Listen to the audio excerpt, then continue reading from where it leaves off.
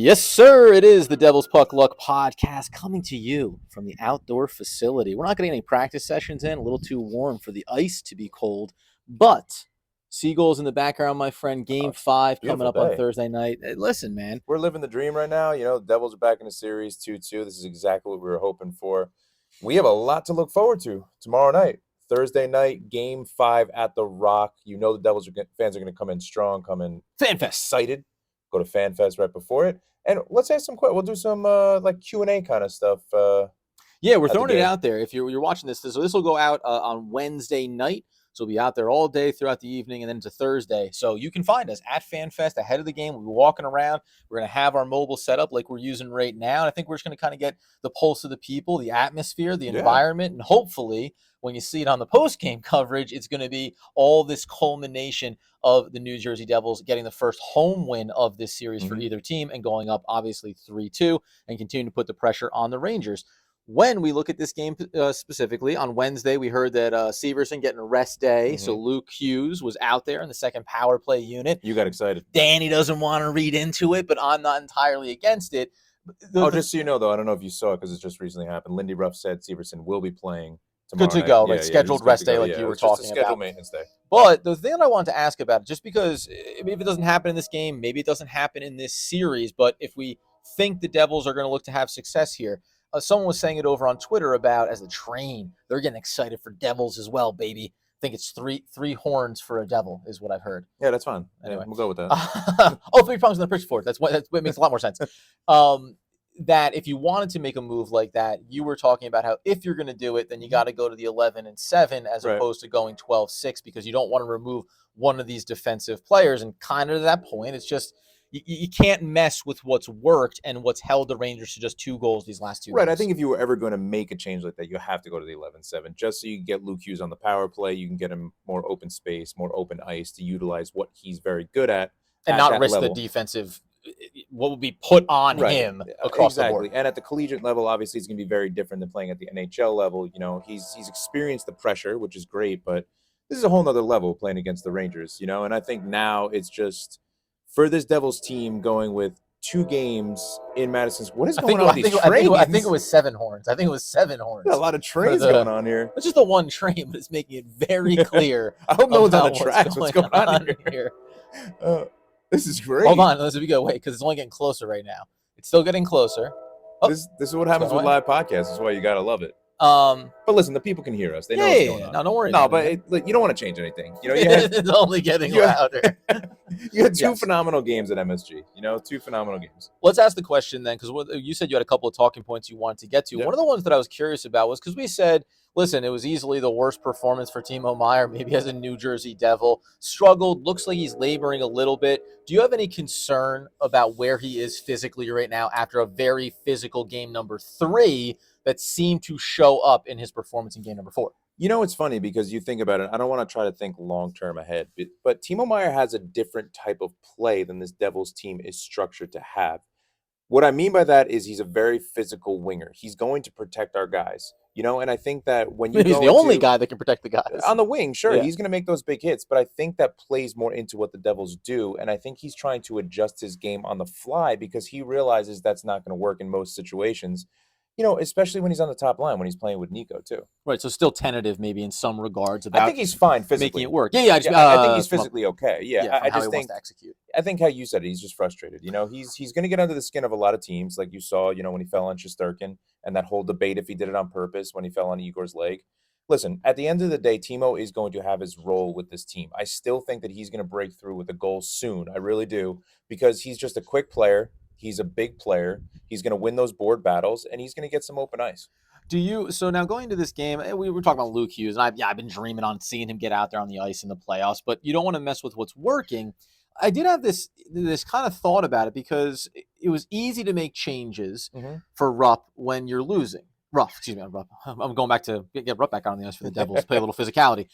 For Ruff, it was easy to make changes after the first game, after the second game, because you're losing 10-2 total. Now you feel like we'll stick with what's worked for you. Is there anything over these last 2 games that gives you pause around the idea of, yes, the Devils have won those games. They've played the Rangers tough. We know that Schmid has stepped up in a great way between the pipes, but do you ever want to be on the front foot of continuing to give your opposition another new wrinkle, another different look. And I'm not even saying Luke Hughes, but just the strategy and the way you want to approach these games. So we'll preface this by saying, obviously, the Rangers are going to make some changes, right? You know, Right. the Rangers are going to come in and they're going to look at the tape from the last 2 games, and they were horrific for them, you know, and they were phenomenal for us. And you look back at the games 1 and 2 for us, they were horrific. We made the changes. Right. So, you know, Gallant's going to come in there and he's going to make the necessary changes. I think that he's going to try and get Mika Zibanejad away from Nico, because if you look at a lot of the stats, Nico has been shutting him down. Yeah. You know, center to center, he has just been shutting him down.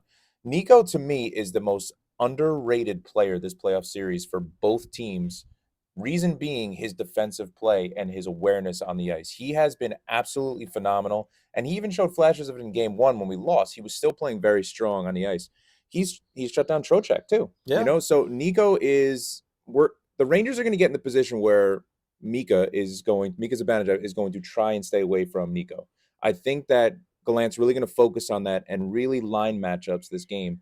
And I think that the Devils need to be aware of that. You Right. know, I could see Nico getting the most time on ice for, you know, offensive guys this game 5 coming up. It was funny, a fan pointed out, and they acknowledged as well, that it took going back and rewatching the sequence with Siegenthaler and that goal when he connected, getting the outlet pass.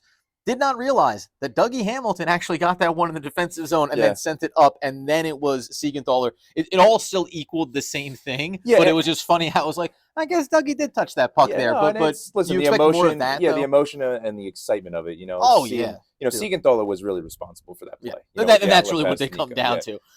Not to minimize what Dougie did. No. Honestly. Yeah, it takes. That's why there's 2 assists on goals, right? So that you can account for those things.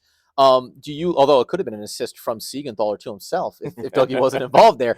Do you expect more of that though? Because both of those sequences for the Devils on their scoring opportunities, they came with heads up hockey. I referenced it there in the post game after the last win, where I didn't like the dump and chase mentality. I think you want to go in and possess the offensive zone, but I really love those opportunities where it's, hey, if you're in your defensive zone, especially on changes, an area where the Devils have sometimes been caught trying to make a change and then get caught up position and afford odd man rushes. This was kind of, hey, if you're going to be a little bit sluggish or timid in getting off the line, the Rangers, then hey, we're going to go ahead and move 2 zones here on a single pass and create a little bit of confusion there in terms of whose assignments are where. It all comes back to the outlet passing and our speed through the neutral zone and our smart decisions through the neutral zone from our defensive zone. You know, you and I disagree sometimes a little bit with the dump and chase mentality. The dump and chase mentality, to me, is going to be important if our speed is there and we're winning the battles against the boards. Yeah. We're going to be successful, just like we were in game 3 and 4. You know, we go back to goaltending and defense. That's what's going to win championships. Offense is going to win you games, 100% shootout type of games. And, you know, I look in the West, for instance, the Oilers, you know, amazing offensive team, firepower. But I think that they struggle on the back end with goaltending and with defense. So to me, I wouldn't pick them to win the Stanley Cup, even though a lot of people did. But I think what you saw in games 3 and 4 is we still utilize that speed you're talking about, where you're stretching the ice, you're getting into the offensive zone quickly with these passes, and we're playing defense. You know, we're hunkering down and we're really standing up on our own blue line, especially when we were protecting leads. And to me, that is the biggest factor in what the Devils are doing, why I think they're going to win the series. Yeah, it's been nice to see that, being able to protect 1 goal leads. Or, and, you know, listen, the Rangers are going to break through. You have to get the lead, give it up, and get it back, and give it up, get to tied 1-1 there. I'll point out again. It's a fun kind of debate around it where all of their scoring, even not take it away, but empty netter obviously. But the goals in the last game weren't dump and chases. They were those outlet passes. But to your point, I think the most important thing for the Devils is to be varied in their approaches offensively, to not allow the Rangers to settle into one specific type or style of expectation, and really go back to the first 2 games.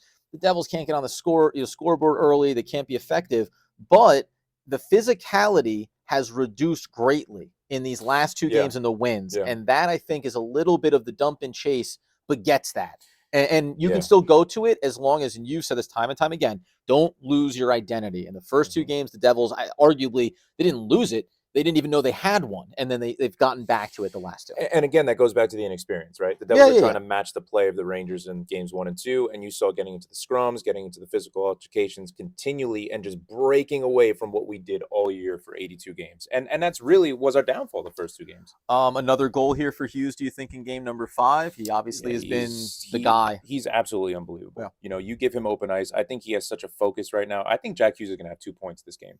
And I think this game, to me, I could see more of a 4-3, 3-2 type of game. There's going to be some more goals. It comes down to, again, what we talked about, what you're talking about specifically, breaking through from our defensive zone quickly, Yeah. smoothly, transition hockey, stick to what we're doing. We played 2 amazing games at MSG, phenomenal games at MSG. Igor is a phenomenal goalie. Let's not forget that, so we have to really, really take advantage of the chances that we get. Beyond the obvious names, who's your key factor, your X factor for the Devils in this game number 5? I'm going to go back to the forechecking of our fourth line. Okay. I think Lazar did a really, really great job. I think Boquist did a great job. Oddly enough, Lazar's play since getting into this playoff series is one of the key reasons I mentioned why it's hard to get Luke Hughes in there, because you now have another guy, a veteran, and it's kind of the reason you have him there. It's hard to take off guys that are performing well. Right, and I think you don't fix what's not broken, right? 100%. You can't. Yeah, and like you're saying, maybe just think ahead and think about what the Rangers might do and make the necessary changes. Yes, but that doesn't come with lineup changes, So there are changes that the Devils are going to have to adjust to that the Rangers are clearly going to do. Like we talked about the Nico and Mika Zibanejad, pairing up against each other. I think that the Rangers are really going to try and flip some lines around. And you saw the Rangers starting to get some success, on the ice and play a little stronger, a little harder, a little faster when they switched up the lines. The kid line, with Kako on it for the Rangers, was playing very well, So, watch out for them and really hunker down defensively, especially our offensive guys. And I think we can come out with the victory. It's funny, man. I'll close out just by saying, you mentioned Hischier. It's like, okay, the consistency is showing there. The impact is there. Hughes has certainly put it together. Dougie Hamilton. You're never going to have a lot of guys you highlight as having quality performances in the first 2 games when they look like that.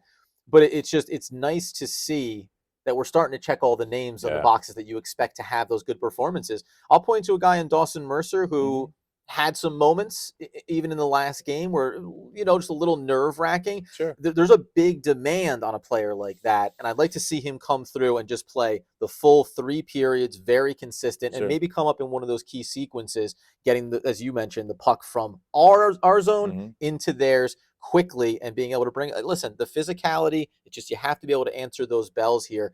But just I cannot speak highly enough about what the Devils have done as a young team. Oh, yeah. Not buying into what they did the first 2 games and just being able to flip this completely on its head in terms of the series script right now. And like you said, too, it's Mercer's 21. This is a whole new experience. Oh, of course. And it's brutal, man. Like I'm asking a lot of guys. And not to take away from Mercer what he's done defensively, obviously playing with Nico, too, on that line. But he's had, on and off on that line, obviously with the line changes and everything. He's had some great play defensively, on that third line with Haula as well, and he stepped into the role when he was switching lines extremely well. But I think he's a sleeping giant when it comes to offense. I agree with you. I think that he is going to find his way and he's going to make a couple incredible plays this game. I think one of the big things too is you mentioned Mercer there about it. It'll look different if the Devils make it out. You never touch the money. If the Devils make it out of this series, the roles and the requirements of certain players could look very differently based on what the matchups are going to be. So a part of that sometimes is adjusting your expectations and saying, well, I might love to see player X do these things, but outside of Jack Hughes and saying magic when it's on your stick, everybody else just kind of has to figure out a way to win their individual matchups and then win collectively as well. So give me your keys to Game 5 win. I do think it is that zone to zone passing. I think it comes down to Akira Schmid between the pipes. Let's be honest here. These last 2 games have been fantastic. The team collectively has had a really great defensive effort. Absolutely. So now, can you answer the bell in some of those big moments? We've made the comparison about how you can't just sit there and say, well, Vitek, he was the problem. No, it was all atrocious. So if the Devils get caught a little bit, remember, go back to that 3rd period of the last game. There were some scary moments there. The Devils were playing back on their heels for a large portion of that before they were able to get to a place where the Rangers had to pull the goalie and get after it. So, Akira Schmid between the pipes, the communication there on the defensive end of things.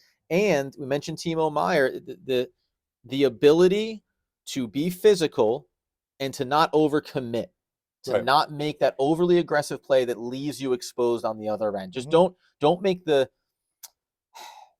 like a hero play. Don't try to make the hero play. Just make the right play. And if the Devils do that, that's what they've done. Make the right plays. Don't try to overdo it.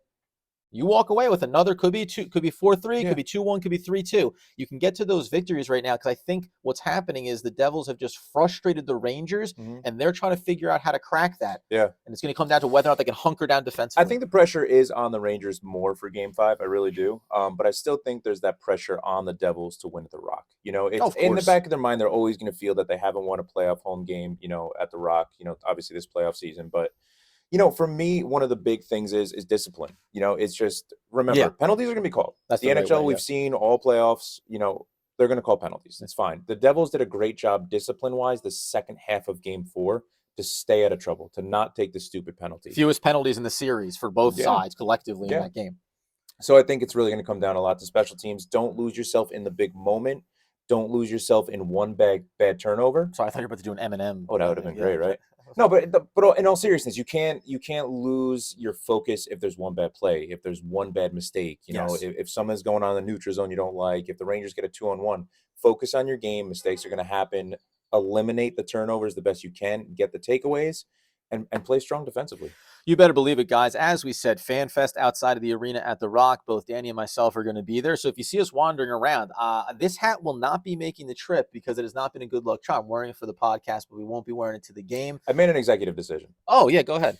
Because I think Nico has been one of the best players on the Devils this series so far, and because we've won both games while I'm wearing a Nico Hischier jersey in games 3 and 4. I'm going to rock the Nico jersey, Game 5. I like that. I'm going to be rocking this T-shirt. Love it. Which has gone unwashed over the course of the last 2 games of this series. That's what that smell is. You better believe it, buddy. So while you can come up to us, you can say hey to us. We're going to go ahead and get your reaction and your excitement around game number 5 at the Rock. Maybe keep your distance. You know, we can always, I can hold it out to you. And we don't have to worry about getting too close to it. It's going to be great. The environment should be electric. We're looking forward to having a ton of fun. And obviously, continue to follow us on YouTube at Devils Puck Luck. Get us over on Twitter at NJ Puck Luck PL. Nope, that's not right. No. NJ Devils. NJ Devils PL. I got there. Take your time. We're Dude, here. we're having a time, guys. It's beautiful out, man. It's beautiful out. I'm getting lost. I'm getting lost in a beautiful follow sunset. this guy on Twitter, too, at Adam Arbeck. I'm at Danny the Face. On Instagram. At Devils Puck Luck. Yeah. Close call there. And as it is always on the ice with the man, let it so to be. All things gravy. Plus, let's go Devils. Dougie, come back.